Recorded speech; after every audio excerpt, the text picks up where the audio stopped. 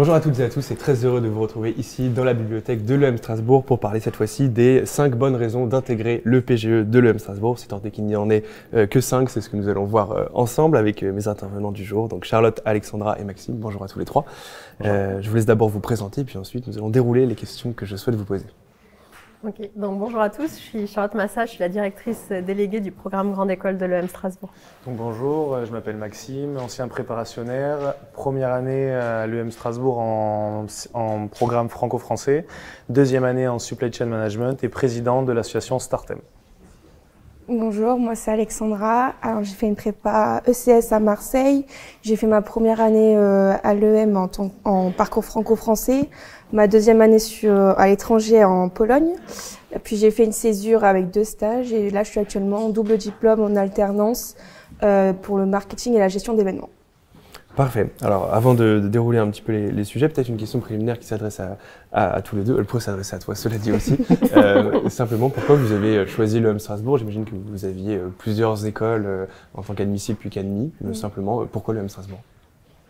Moi, ça a été pendant les oraux où vraiment je me suis sentie bien en général dans la ville et même accueillie dans l'école, donc ça a été surtout pour les oraux.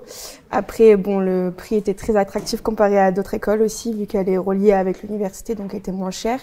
Et le fait aussi d'avoir 1 an à l'étranger, et le fait d'à la fin de pouvoir faire alternance juste à la fin, ça a été vraiment, c'était ça pour moi. Moi, ça a été le bidistinctive. C'est uniquement le slogan qui m'a vraiment plu. Je faisais déjà de l'entrepreneuriat avant de rentrer dans l'école. Et ce qui me plaisait, c'est vraiment cultiver cette différence que j'avais par rapport à mon âge. Et après, bien sûr, aux oraux, ça s'est très très bien passé. La ville, j'ai eu un coup de cœur. Donc, mais si vraiment je suis honnête, pour l'école, c'est le bidistinctif. C'est vraiment la différence, cultiver la différence. C'est parfait parce que justement la transition est toute trouvée avec le premier point, puisque le premier point que je voulais évoquer avec vous, c'était justement la multiplicité des parcours qu'offre l'école. C'est ce qui se regroupe aussi à travers l'idée du bidistinctif, c'est que finalement chaque étudiant a un parcours presque personnalisé dans l'école, ce qui se traduit par un grand nombre de choix, donc dans les spécialisations, dans l'international, dans les doubles diplômes. Alors la question est assez large, mais est-ce que vous pouvez dresser peut-être ensemble un panorama justement de toutes les opportunités que propose l'école au travers des 3-4 années que compose le parcours? Alors je commence sur celle-là. Du coup, effectivement, on a aujourd'hui beaucoup d'options et de parcours possibles dès la première année du programme Grande École. Donc sur la première année, on va avoir 3 parcours de langue. Donc du coup, ici Alexandra et Maxime ont parlé du parcours franco-français. On propose aussi franco-anglais et franco-allemand. Donc on a cette particularité dès la première année d'enseigner la gestion en 3 langues différentes. Après la première année, il y a 3 parcours qui vont s'offrir aux étudiants. Le flexibilité, l'engagé et l'immersif. Sur le flexibilité, les étudiants vont partir à l'étranger en deuxième année, dans une de nos 200 universités partenaires, donc comme ce qu'a fait Alexandra, et ils reviendront faire une spécialisation ou un double diplôme sur site, et là on a plus d'une vingtaine de choix, en formation initiale ou en apprentissage.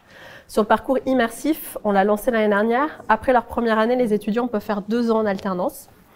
Donc ça, on pourra y revenir peut-être par la suite. Et sur le dernier parcours, le parcours engagé, les étudiants restent sur site. Donc c'est exactement le cas de Maxime pour leur vie associative. Donc ils sont engagés dans la vie associative et ils partent à l'étranger en 3e année dans une de nos universités partenaires.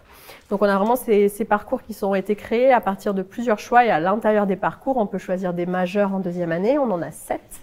Et on peut choisir donc une vingtaine de spécialisations en 3e année. Ouais, voilà, sur les grandes lignes. Ouais, les très grandes lignes.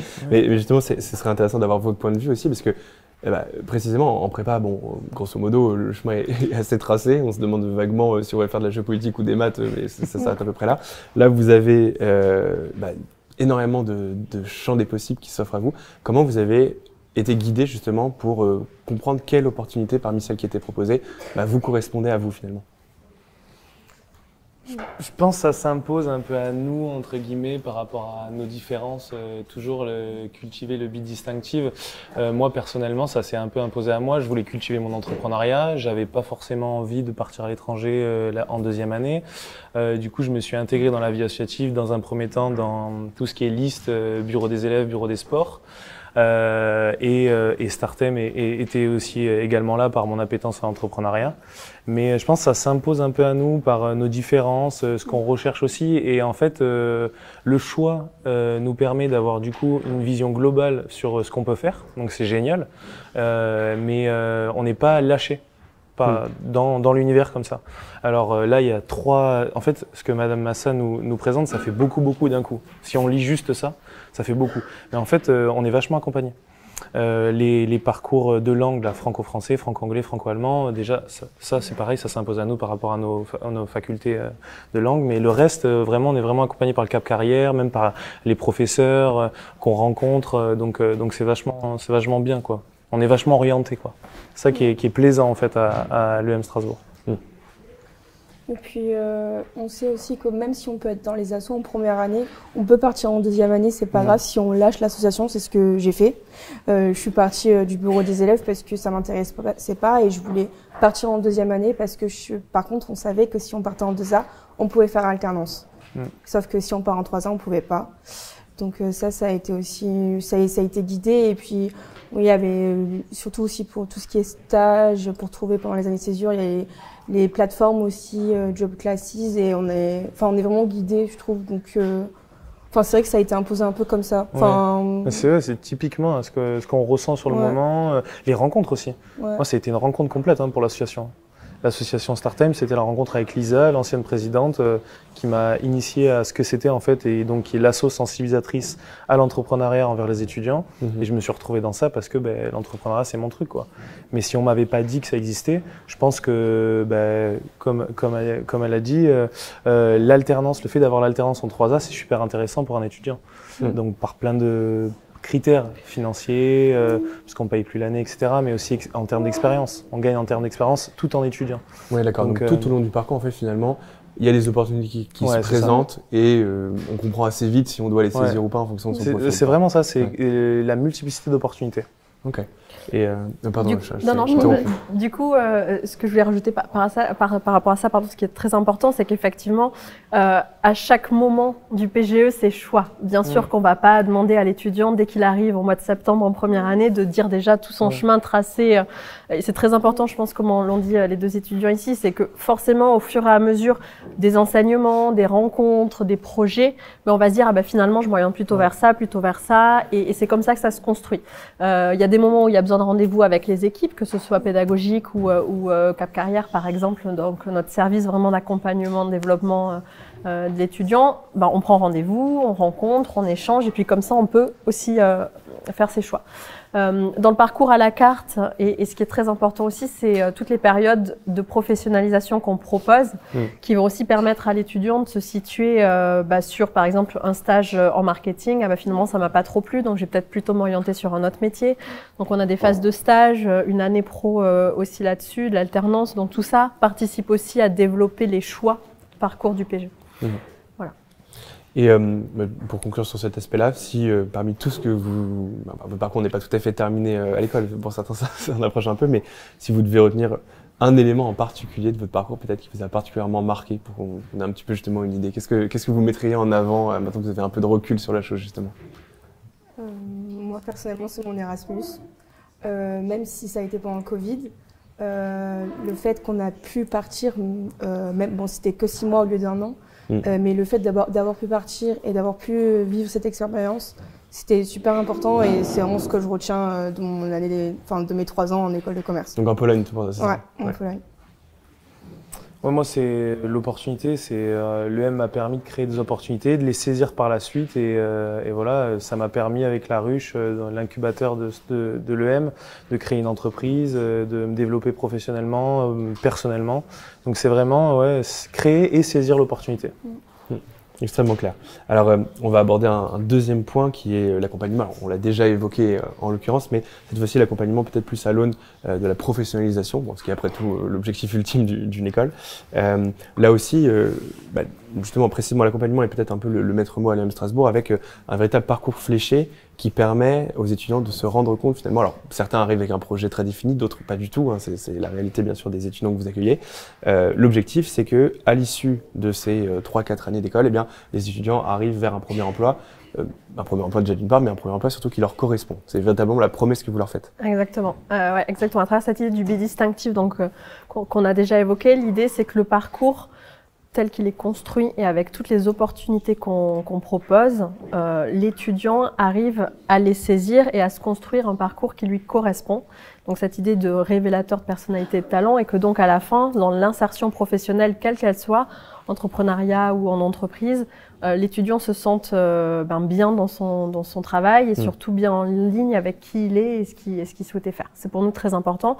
Et du coup, dans ces différentes, pour arriver à cet objectif, il y a différents accompagnements. Un des plus importants pour ce sujet précis, c'est bien sûr le Cap Carrière. Donc c'est vraiment un service qui va être dédié à coacher les étudiants, à les coacher sur leur développement personnel et professionnel. Donc il y a du coaching individuel et il y a aussi des séminaires. Un séminaire par an qui est vraiment dédié à aussi se découvrir à travers des activités. Donc en première année, c'est les EM Winter Games, donc à travers des activités sportives. En deuxième année, c'est les EM Kitchen, à travers un concours de cuisine. Et en troisième année, on a un nouveau format depuis cette année autour de l'Everest et du travail autour des émotions. C'est très important en tant que manager de gérer ses émotions. Donc voilà, tout ce travail-là est important pour accompagner les étudiants. Et puis aussi, en parallèle, on a tous les services d'accompagnement dédiés qui sont très importants. Le service des relations internationales pour les expatriations. On a aussi un service qui accompagne sur les stages et les apprentissages.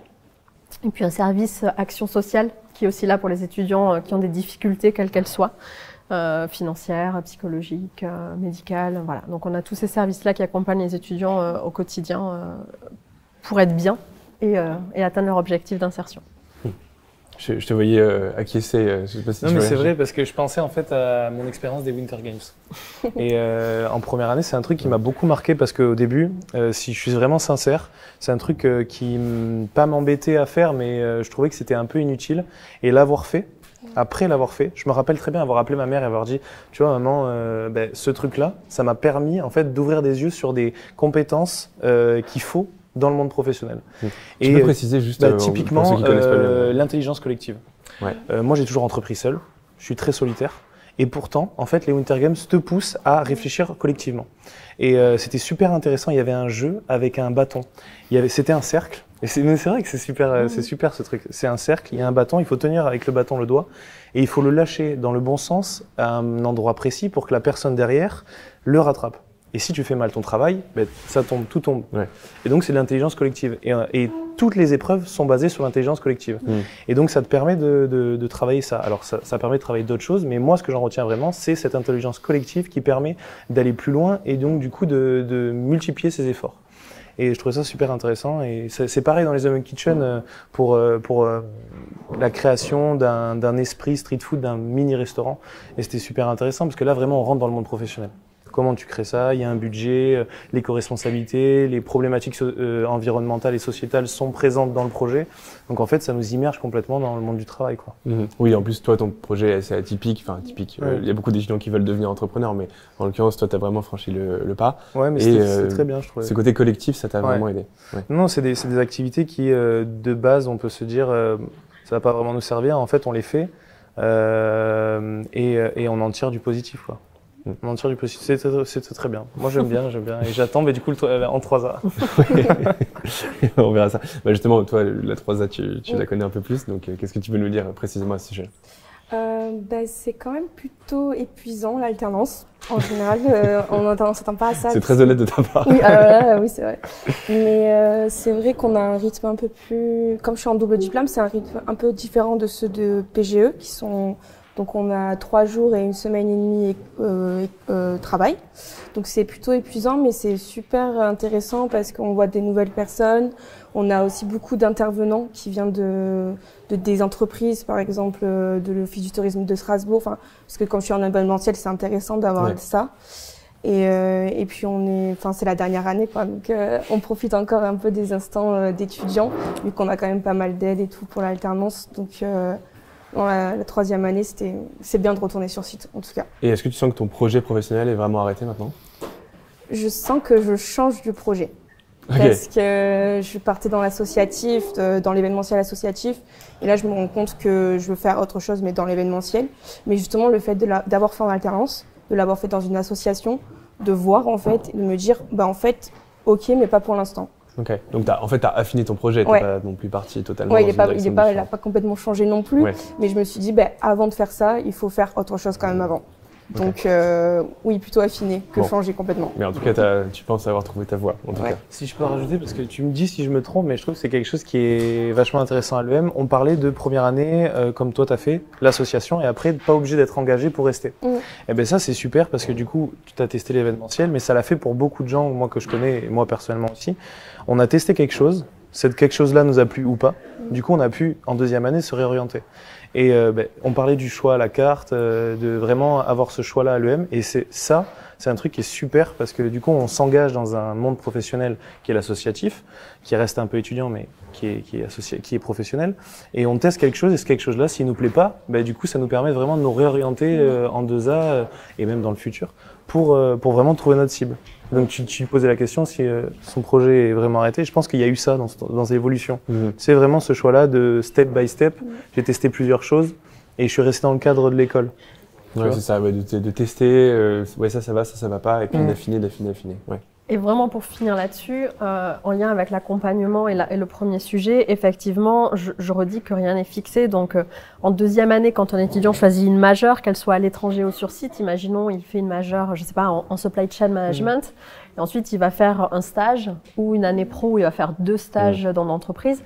Un étudiant peut tout à fait faire un stage en supply chain et puis un autre stage en finance. En fait, tout est ouvert puisque la base quand même d'un PGE et à l'EM Strasbourg, c'est d'avoir des notions dans toutes les grandes disciplines du management. Voilà. Il faut préciser que surtout la première année est très transversale. Exactement, donc on peut faire un stage en supply chain et en finance par exemple sur une année pro.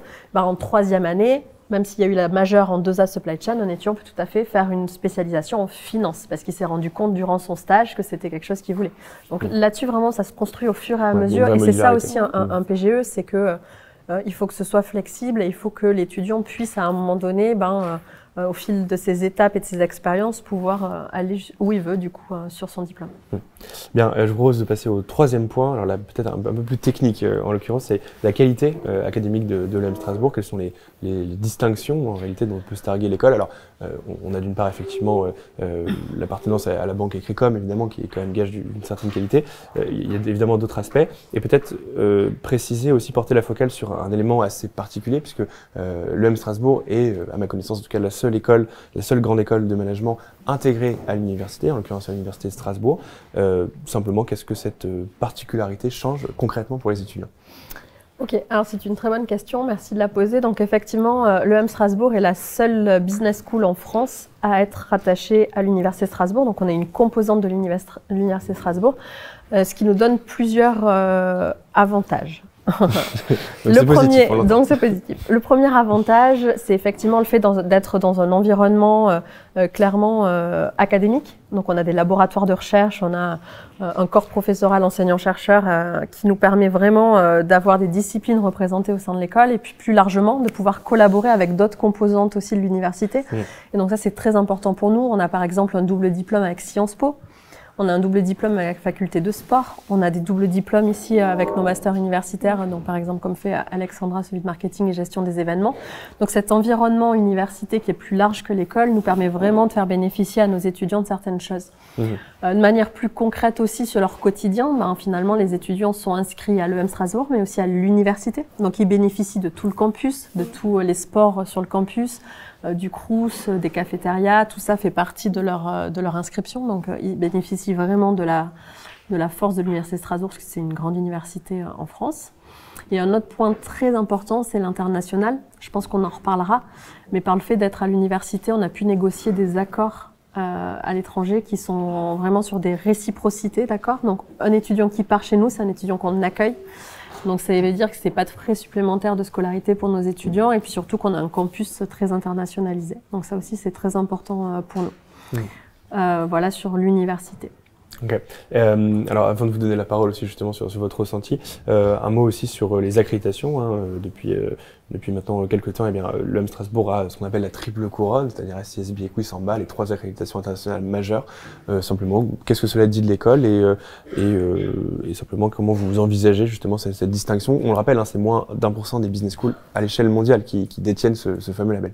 Exactement, on est très fiers. Donc depuis l'année dernière, on est triple accrédité et pour moi, en tant que directrice du PGE, c'est très important d'arriver à avoir un programme qui est bien sûr des promesses, mais des promesses qu'on tienne. Et les accréditations, c'est aussi ce gage-là de vraiment montrer en France et au-delà de la France à l'international que c'est un diplôme qui est reconnu par les plus grands accréditeurs de business school et qui donc montre que tous les éléments clés d'un programme en management sont tenus.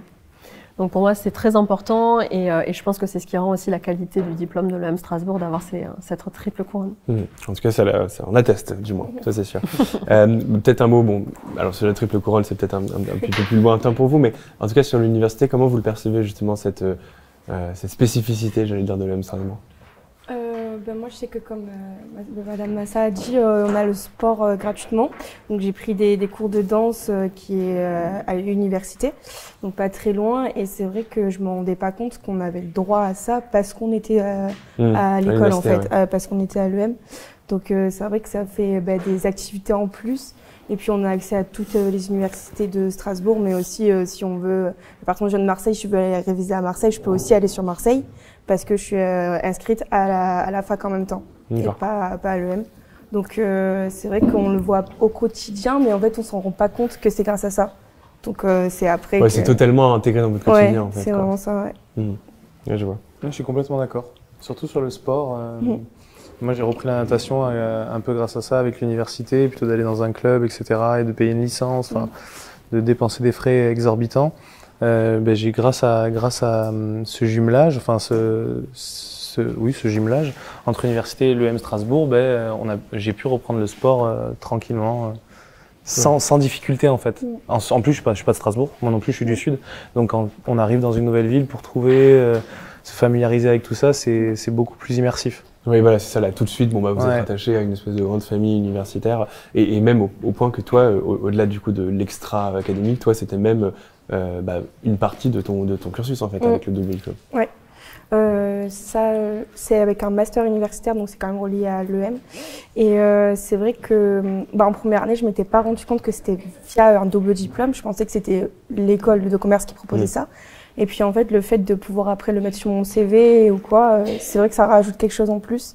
Et c'est bien quoi. Je suis contente d'avoir choisi celui-là. C'est une très belle conclusion en guise de troisième point. Alors on va passer justement au quatrième qui a déjà été évoqué un peu en creux, c'est celui justement des valeurs de l'école. C'est la première chose que tu disais, le fameux bidistinctif. Donc là on peut avoir l'occasion effectivement de le détailler un peu plus. Et peut-être un autre élément dont on a relativement peu parlé encore, c'est l'ouverture sociale de l'école aussi, qui est là pour le coup une valeur qui est absolument centrale dans ce que propose finalement l'école. Voilà, je sais pas qui veut débuter sur ce sujet-là, mais il y a aussi beaucoup à dire, j'imagine. Donc sur l'ouverture sociale, je commence par ce point. Effectivement, on a vraiment à cœur aujourd'hui d'accompagner nos étudiants quels qu'ils soient, quelles que soient leurs difficultés, quel que soit leur leur projet futur.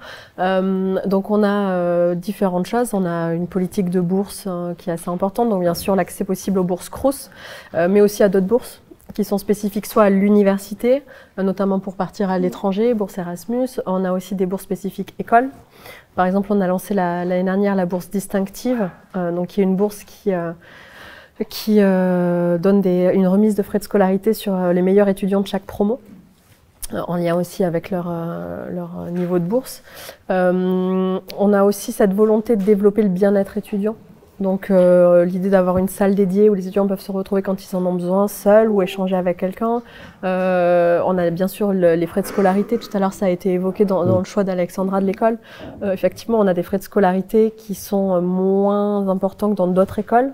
Et on le fait pas parce qu'on a une qualité de diplôme différente, bien au contraire, puisqu'encore une fois on est triple accrédité, et puis je pense qu'à travers ce qu'on a dit, on peut voir tout ce qui est possible à l'EM, mais on le fait parce que derrière on n'a pas d'actionnaire à rémunérer.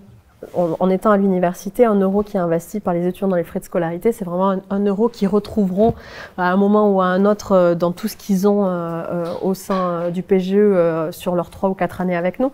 Donc ça aussi, c'est quelque chose qui est très important pour nous, de garder vraiment cette structure de frais de scolarité qui permet d'avoir un programme de qualité, donc frais de scolarité juste.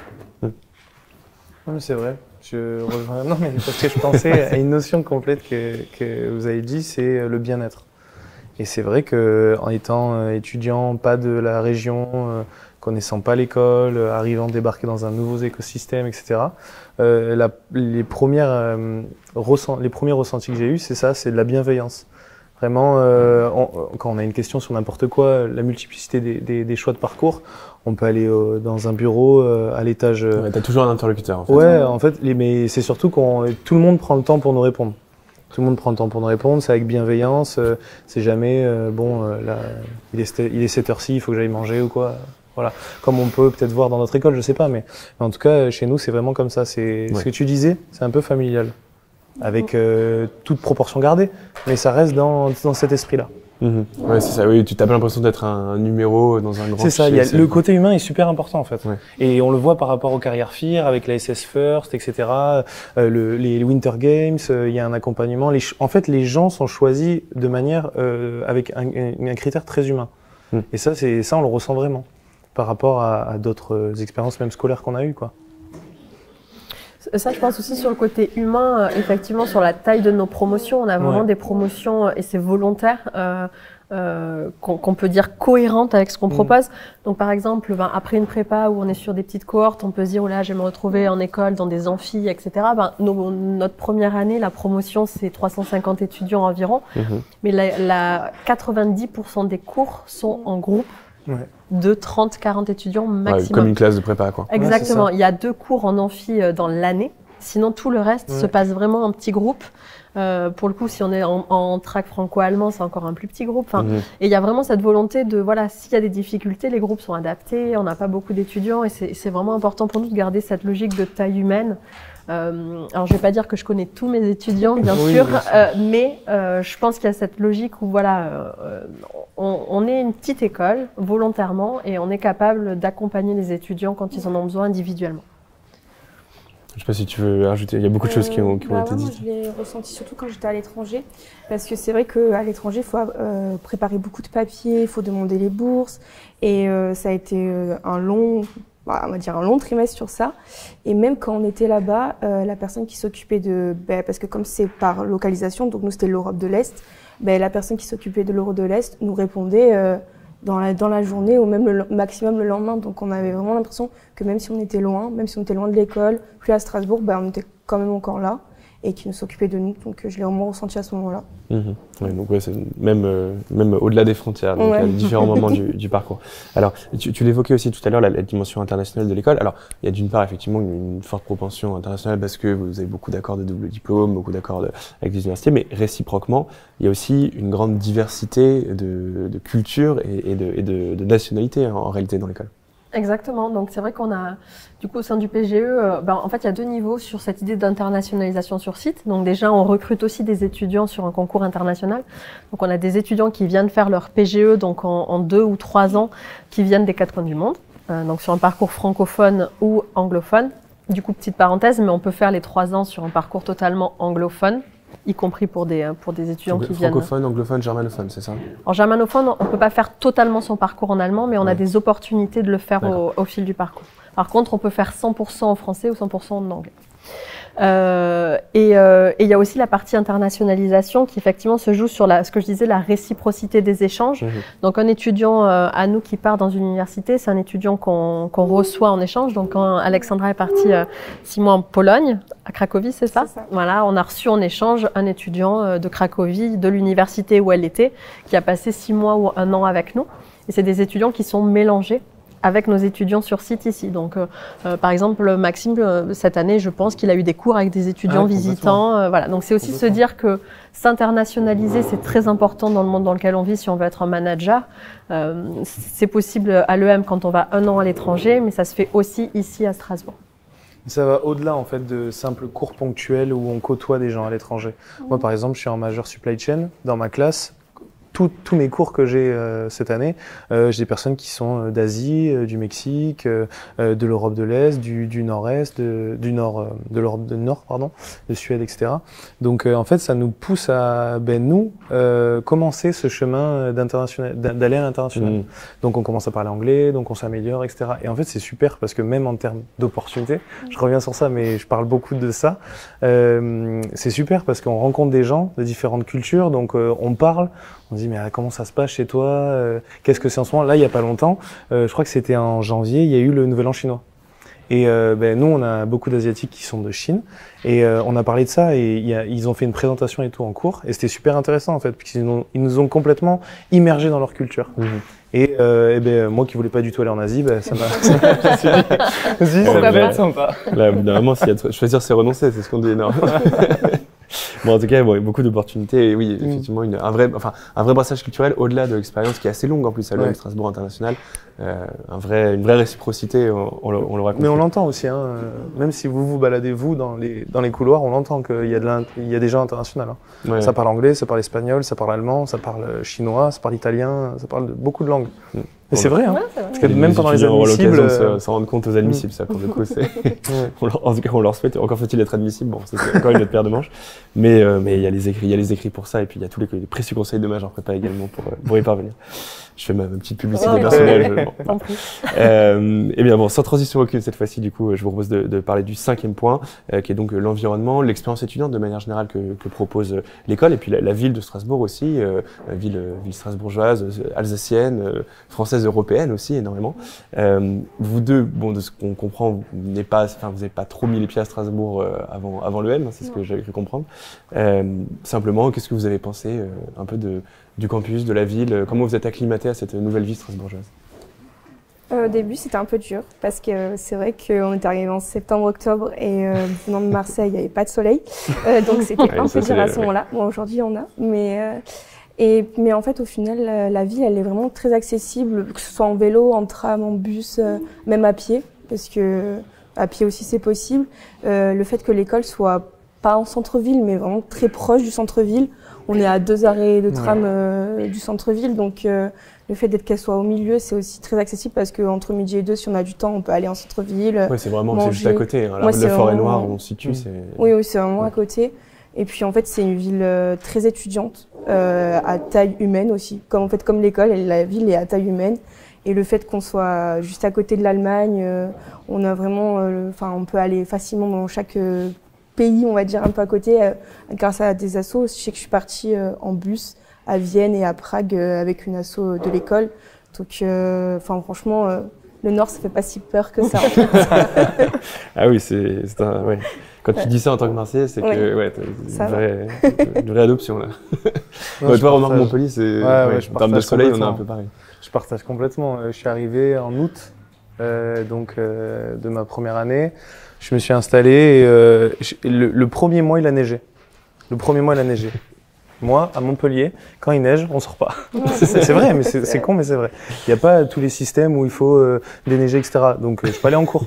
Et en fait, c'était quelque chose où j'appréhendais beaucoup. Et finalement, ça s'est super bien passé. C'est une ville étudiante, comme elle disait. Il y a beaucoup de possibilités d'aller dans les autres pays. On est à 5 heures de l'Italie, on est à 1 arrêt de tram. Enfin, j'exagère, mais une ligne de tram de l'Allemagne. On est à côté de tout, en fait. De beaucoup de pays. Et puis même, c'est vrai que c'était très bien dit. L'école est à taille humaine et la ville aussi. En fait, c'est tout petit. Quand on commence à connaître, se balader, etc., c'est vraiment tout petit. Et la vie associative interne à l'école, elle est monstrueuse. Ouais, le mot est vraiment bien choisi. On l'a pas trop évoqué, effectivement, cette vie associative, mais ça fait partie intégrante, bien sûr, de l'expérience étudiante. Ouais, je pense que majoritairement, tous les étudiants passent par une asso.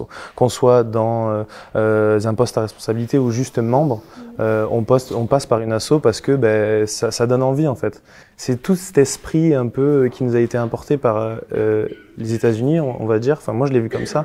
Un peu rassemblement, groupe. Et bon, c'est toujours dans le partage entre les assos. Mais quand on est membre, ça fait... C'est une petite communauté dans la communauté, quoi. Ouais, c'est ça. Et ça fait... ça se donne un peu différenciant, quoi. Donc c'est vraiment très très épanoui en termes d'associatif à l'EM. 18 assos. Pas mal. Du tasso et beaucoup aussi, parce que vous faites partie aussi du réseau Ecricom, donc aussi des événements comme le Challenge Ecricom, tout ça. Oui, exactement. Il y a 7 écoles dans Ecricom. Le Challenge Ecricom, ça les réunit toutes les 7 autour du sport. Et c'est des notions de partage, en fait. C'est vraiment basé sur les notions d'une association en tant que telle. Du partage, de la transmission. Voilà. On te sent confiant en tout cas. Ouais, non, mais c'est vrai. Moi, j'ai fait des assos. Alexandra aussi. Je pense qu'elle pourra dire la même chose. Ça apporte professionnellement, ça apporte personnellement. Ça m'a donné l'opportunité, moi, personnellement, dans ma première vie associative, on va dire, à la première année, de gérer 30 personnes. Je sais pas si ça m'arrivera un jour. J'espère, hein, je me fais des camps. Mais ça m'apporte beaucoup sur le management. On parlait du management. Il y a beaucoup aussi, pour lier à ça, à l'associatif, tous les petits, comment on appelle ça, cursus pour être un bon manager et prendre les questions environnementales dans son ouverture d'esprit en fait. Et l'association permet aussi de concrétiser tout ça, d'avoir vraiment une expérience concrète de tout ça, de se confronter à des choses du monde professionnel, des obstacles, des succès, et vraiment ça forge. C'est pour ça que je pense qu'il y a beaucoup d'étudiants à l'EM qui restent en 2A pour cultiver ça en fait. Parce qu'il y a beaucoup d'assauts intéressantes. Bon, je prêche pour ma paroisse, Startem est super intéressant. mais il y a Strasbush, qui est un livre qui a été créé à 43 ans. C'est un guide de Strasbourg pour tous les restaurants, toutes les activités, etc. Ça fait 43 ans que ça existe. C'est toujours les étudiants qui le mettent en place. Oui, c'est une institution même pas que pour les étudiants de l'EM, pour toute la ville de Strasbourg. Ah oui, tout le monde connaît, c'est la référence. Donc c'est génial. On peut faire partie de projets comme ça qui restent dans le temps et on revient 10 ans après. Moi, j'ai rencontré des gens qui avaient l'âge de mes parents et qui m'ont dit « Ah, le Strasbush, mais j'étais à l'EM et j'ai fait ça à mon année. » quoi. Ouais, ça c'est dingue. C'est top. Bien, je crois qu'on a été à peu près exhaustif sur tous les points. Alors peut-être une dernière question. Voilà, on a évoqué peut-être les 5 points un peu structurants. Il y en a sans doute beaucoup d'autres. Peut-être en quelques secondes chacun, si vous voulez évoquer peut-être un dernier aspect qu'on aurait dû évoquer sans doute et qui n'a pas été évoqué pendant ce live. L'entrepreneuriat. Ouais, très bon. Je pense que l'EM est dans une dynamique entrepreneuriale. Elle l'a déjà, mais elle veut vraiment la pousser. Souvent, on colle des étiquettes aux écoles. Nous, on est un peu collé international, du fait par beaucoup de choses, l'association avec l'université, donc les opportunités qui ont été faites pour l'EM. Mais il y a cette dynamique de vouloir créer tout cet écosystème entrepreneurial, rejoindre aussi l'écosystème strasbourgeois, parce qu'il y en a un dans la région. Et voilà, Startem en fait partie. Et ça permet aux étudiants de se sensibiliser à ça et de vraiment essayer un peu plus rentrer dans la vie active. Moi, je pense à une expérience que j'avais vécue plutôt, on va dire, à l'échelle européenne. Vu qu'on a le Parlement juste à côté, on a pu visiter 2 fois le Parlement, assister aussi à une conférence. Donc c'est vrai que c'est quelque chose que peu de gens peuvent le faire. Et l'avoir fait aussi au sein de mon master, donc de la 2e année, c'était super intéressant et je pense que je m'en souviendrai aussi d'être allée au Parlement, d'avoir assisté à une conférence. Quoi. Moi, ce ne sera pas tellement un point qu'on a peut-être pas mentionné, je pense qu'on en a mentionné beaucoup, mais c'est vraiment repréciser que le PGE de l'EM Strasbourg, il se veut à taille humaine et il se veut vraiment pour développer la personnalité et projet professionnel des étudiants. Donc aujourd'hui, tout ce qui constitue ce PGE, et je trouve que le terme opportunité est vraiment parfait, c'est une succession d'opportunités. Chaque PGE de chaque étudiant, je pense, est unique en soi par les opportunités qu'il a voulu saisir, qu'il a prises et comment il se les a appropriées. Donc il faut vraiment se projeter sur cette idée où l'école et l'EM Strasbourg va proposer beaucoup d'opportunités de professionnalisation, de spécialisation, d'association. On peut faire beaucoup. Il faut saisir le maximum, je pense, profiter de ce moment-là pour en saisir au maximum et se construire son parcours. Voilà, qui conclut tout à fait cette intervention. Merci infiniment à tous les 3 pour l'ensemble de vos réponses. Merci à vous d'avoir regardé cette vidéo. N'hésitez pas par ailleurs à vous rendre sur le site de l'EM Strasbourg pour découvrir un peu davantage les points que nous avons forcément évoqués assez rapidement. Il y avait beaucoup de choses à dire, vous l'avez compris, durant ce live. En tout cas, merci de l'avoir suivi et à très bientôt donc sur Major Prépa.